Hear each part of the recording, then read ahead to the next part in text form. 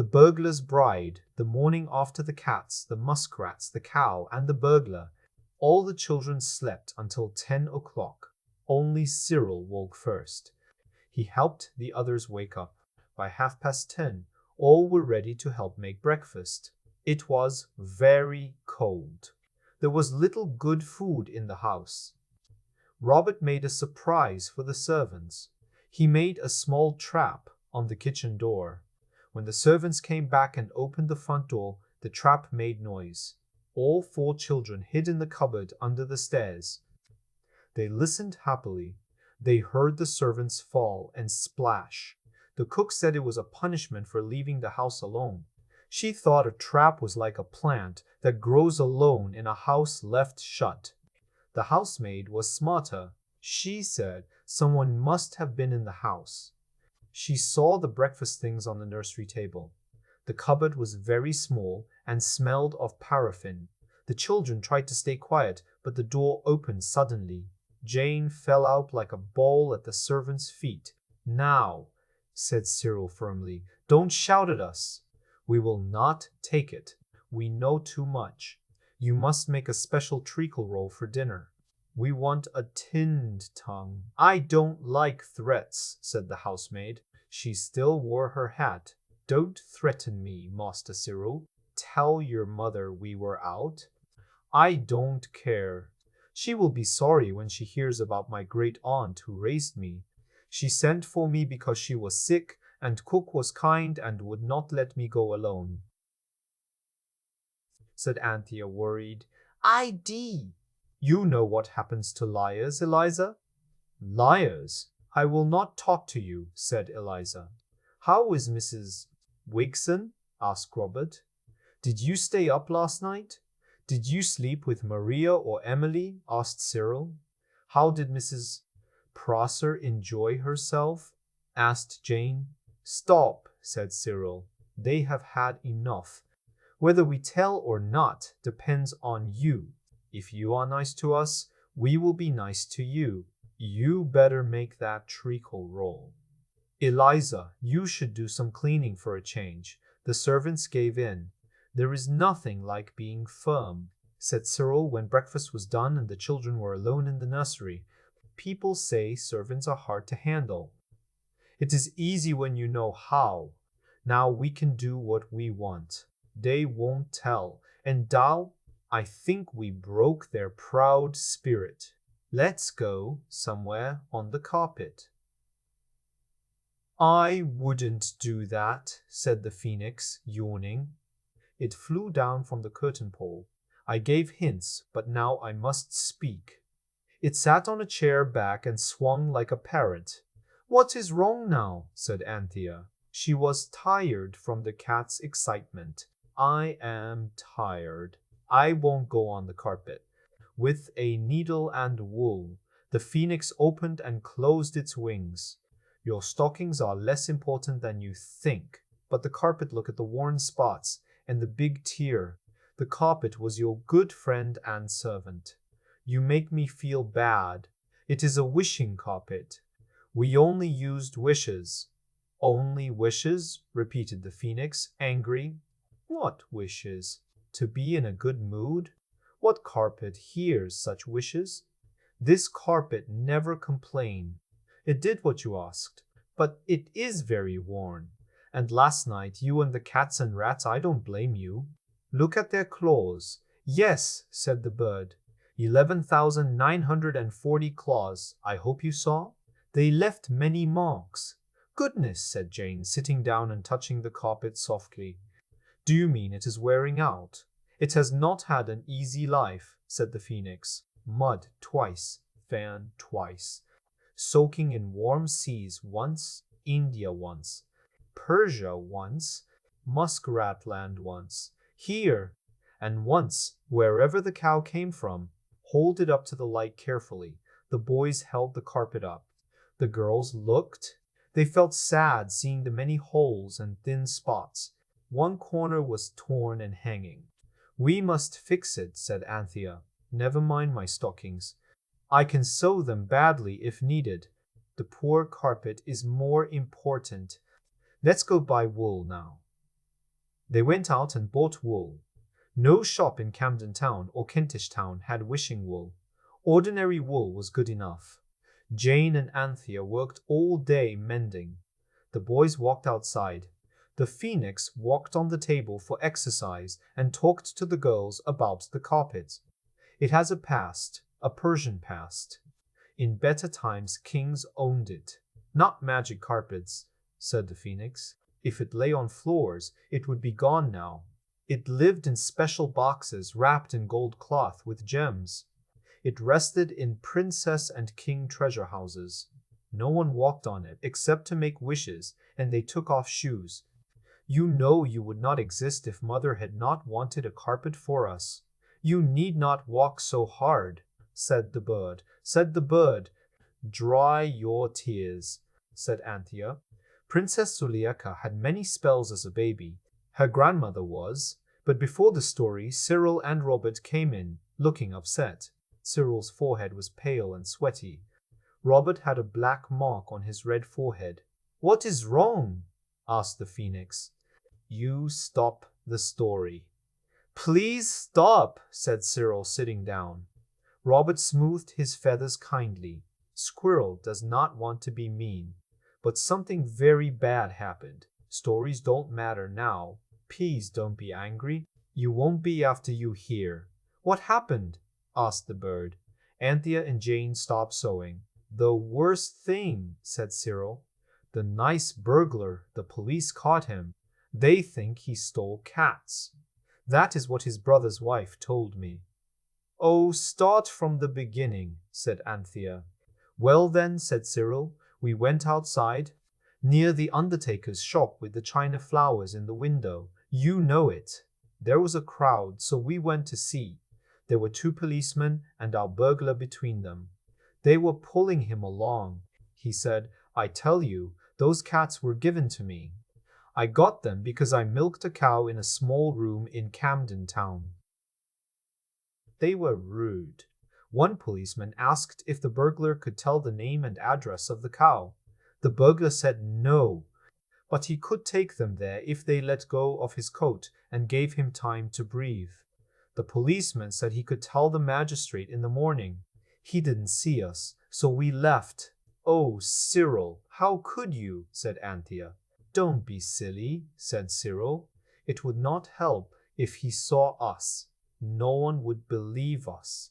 They would think we were joking. We did better than that. We asked the boy where the burglar lived. He told us. It's a small fruit and vegetable shop. We bought some Brazil nuts there. Well, we had to buy something. While we chose, we heard his brother's wife talking. She said when he came home with all those cats, she thought something was wrong. He would go out this morning with 2 cats, one under each arm. She said he told her to buy blue ribbon to put on the cats' necks. She said if he got 3 months in prison, it was because of the blue ribbon and his bad stealing. He took cats that people would know he could not get by honest ways. He did not steal things people would not miss. There are many such things. Oh, stop, said Jane. Cyril was talking too much, like a clock that could not stop. Where is he now? At the police station, said Robert. Cyril was out of breath. The boy told us they put him in a cell. They will take him to the judge in the morning. Last night was fun, getting him to take the cats, but now the fun ends at the judge, said the Phoenix. Buzz? Let's go to him, said the girls, standing up. Let's tell the truth. They must believe us. They can't, said Cyril. Think. If someone told you such a story, you would not believe it. We would only make things worse for him. We must do something, said Jane, crying a little. My dear burglar, I can't bear this. He was so nice. He talked about his father and said he would be honest. Dear Phoenix, you must help us. You are good, kind, pretty, and clever. You could save him, it said. Hide him here until the police forget. That would take a long time, said Cyril. We cannot hide him here. Father might come home any time. If he found the burglar here, he would not believe the truth, like the police. The worst thing about truth is no one believes it.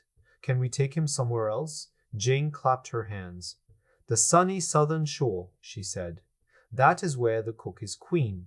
The children talked together and planned to wait until evening. Then they would find the burglar in his cell. Meanwhile, Jane and Anthea sewed the carpet as well as they could. Everyone knew it was bad if the burglar fell through a hole in the carpet.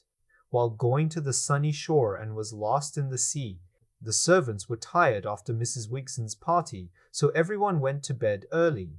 When the Phoenix said both servants were snoring well, the children got up. They had not taken off their clothes. They just put nightgowns on over them to trick Eliza when she turned off the gas. They were ready. They stood on the carpet and said, "I wish we were in our burglar's lonely cell." At once, they were there. Everyone thought the cell would be a deep, dark prison under a castle moat. No one thought the burglar would be sleeping quietly in a small room. Robert brought a candle and matches, thinking of the secret tunnel and treasure, but they did not need them. The cell was a small white room, about 12 feet long and 6 feet wide. One side had a small shelf that sloped a little to the wall. On it were 2 rugs, blue and yellow stripes, and a waterproof pillow. The burglar lay asleep, wrapped in the rugs, with his head on the pillow. He had already eaten his tea from the coffee shop near the corner. The light from a gas lamp in the hall shone into the cell through thick glass in the door. "I will put a gag on him," said Cyril. "Robert will hold him down. Anthea, Jane, and Phoenix can whisper quietly when he wakes up." The plan did not work well. The burglar was very strong, even asleep. When they touched him, he jumped up and shouted loudly. Suddenly, steps came outside. Anthea hugged the burglar and whispered, "It is us. We gave you the cats. We want to save you. Don't show we are here." A strong voice said, "Hey, you! I was only talking in my sleep. No harm." It was a scary moment. Would the voice and Boots come inside? No. "Now," whispered Anthea. "You! How did you get in?" the burglar asked quietly. "On the carpet," said Jane. "Stop that," said the burglar. "One of you I could have swallowed, but 4 and the yellow bird?" "Look here," said Cyril seriously. "You would not believe it if we told you before about the cow and cats in our nursery." "No, I would not," said the burglar. "It will not hurt you. You cannot be worse off than now. If you trust us, we will help you. No one saw us come in. Where do you want to go?" "I want to go to Boulogne," said the burglar quickly. "I always wanted to go, but never had the money at the right time." "Boulogne is a town like London," said Cyril, trying to help but not correct. "How would you live there?" the burglar thought deeply. "It is hard to get honest work anywhere now," he said sadly. "Yes, it is," said Jane kindly. "But how about the sunny southern shore, where there is nothing to do unless you want to?" "I never liked work. Not like some people who always worry. Did you never like work?" asked Anthea seriously. "Yes," he said. "Gardening was my hobby. But my father died before he could make me a gardener." "We will take you to the sunny southern shore. You have no idea how the flowers are there." "Our old cook is there," said Anthea. "She is queen." "Oh, stop," whispered the burglar, holding his head. "I knew the first time I saw the cats and cow that it was bad for me. Now I don't know if I am standing on my hat or boots." "If you can get me out, please do," said Anthea, gently pushing. The others pulled quietly. When the burglar's feet touched the carpet, they saw the bright rainbow sands and the beautiful leaves and flowers of the warm land. There was the cook with white flowers on her head. She looked happy and not tired or angry. Cook, you are very pretty, said Anthea when she caught her breath after the fast carpet ride. The burglar rubbed his eyes in the bright sun. He looked around, surprised by the bright colors of the warm land. Cheap and bright, he said thoughtfully. Around her were dark-skinned people. The burglar pointed at them with his dirty finger. Are they friendly? He asked, worried. Do they bite or scratch? Do they shoot poisoned arrows or throw oyster shells? Don't be afraid, said the cook. This is only a dream you are in. Because it is a dream, I can say what I want. You are the best-looking man I have seen for a long time, and the dream goes on as long as you behave well. The food and drink taste real and good. Look, said the burglar, I came here straight from the police station. These kids will tell you it is not my fault. Well, you were a burglar, said Anthea softly. Only because bad men made me do it, said the burglar. This is the hottest January I have known in many years. Do you want a bath? Asked the cook, the queen, and some clean white clothes like mine? I would look silly in them, miss, but I would love a bath. My shirt was only clean 2 weeks ago. Cyril and Robert took him to a rocky pool. He bathed happily. Then he sat on the sand, wearing his shirt and pants, and talked. That cook, or queen, or whatever you call her, the one with the white flower on her head, is my type. I wonder if she would like to be friends. I will ask her, said Jane. I always speak fast and act fast, the man said. It is word and a punch with me. I will ask, wearing shirt and pants and a flower crown that Cyril quickly made. The burglar stood before the cook and talked. Look, miss, he said. You and me are both alone in this dream, or whatever it is. I want to tell you honestly that I like how you look. The cook smiled and looked down shyly. I am not married, he said. I am calm, and these kids will say that too. You are quick, mister. Going out means getting married, said Anthea. Why not get married now? I would. I don't mind if I do, said the burglar. But the cook said, no, miss. Not even in a dream. I don't say bad things about the young man's looks, but I always said I want to marry in a church, if I marry at all. And I don't think these savages know about a registry office, even if I showed them. No, mister, thank you, if you can't bring a churchman into the dream, trying to help. I agree, miss, said the burglar, fixing his flower crown. How this flower tickles my ears. The carpet was spread quickly and told to bring a churchman. The order was written inside Cyril's cap with billiard chalk Robert got from a hotel. The carpet went away and came back very fast with Reverend Septimus Blenkinsop. The Reverend was a nice young man but very confused. When he saw a strange carpet on the floor of his study, he walked on it to look closer. He stood half on a weak spot in the carpet, half on normal floor. The normal floor had no magic. Because of this, he was only half there. The children could see through him like a ghost. He saw the sunny southern shore, the cook, the burglar, and the children, but also his own study with books, pictures, and a marble clock. He felt like he was crazy, so it did not matter what he did. He married the burglar and the cook. The cook said she would prefer a stronger churchman, one who could not be seen through so clearly. But maybe this was real enough for a dream. Of course, the churchman, though not clear, was real and could marry people. He did. After the wedding, he walked around the island looking at plants. He loved plants very much, even if he was a little crazy. There was a great wedding party.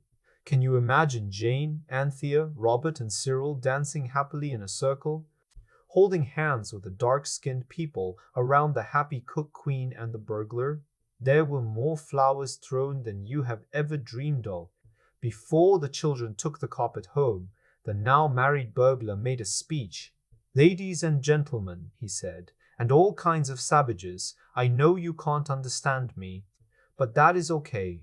If this is a dream, I am happy. If it is not, I am even happier. If it is something in between, well, I am honest, and that is all I can say. I don't want high society in London anymore. I have someone to hold my arm. I have this whole island for my garden. If I don't grow some broccoli that will surprise the judge at the flower shows, well, strike me pink. All I ask is that these young men and ladies bring some parsley seed, a little radish seed, and some onion seed into the dream. I wouldn't mind some mixed kale too, but I have no money to buy it. One more thing, please take the churchman away. It was past midnight, but on the island it was still tea time. The children said goodbye with good wishes. They took the clergyman back to his study and to his special clock. The phoenix kindly carried the seeds the next day to the burglar and his wife. It came back with good news about them. He made a wooden spade and started his garden, it said. At Kentish Town Police Station, his escape is still talked about quietly as the Persian mystery. The Reverend Septimus Blenkinsop thought he had a very crazy time. He believed it was because he studied too much. So he planned a little fun and took his two aunties to Paris. They saw many museums and art galleries and felt they had seen life. He never told his aunties or anyone about the marriage on the island. No one likes to say they have had crazy times, even if they are strange and interesting.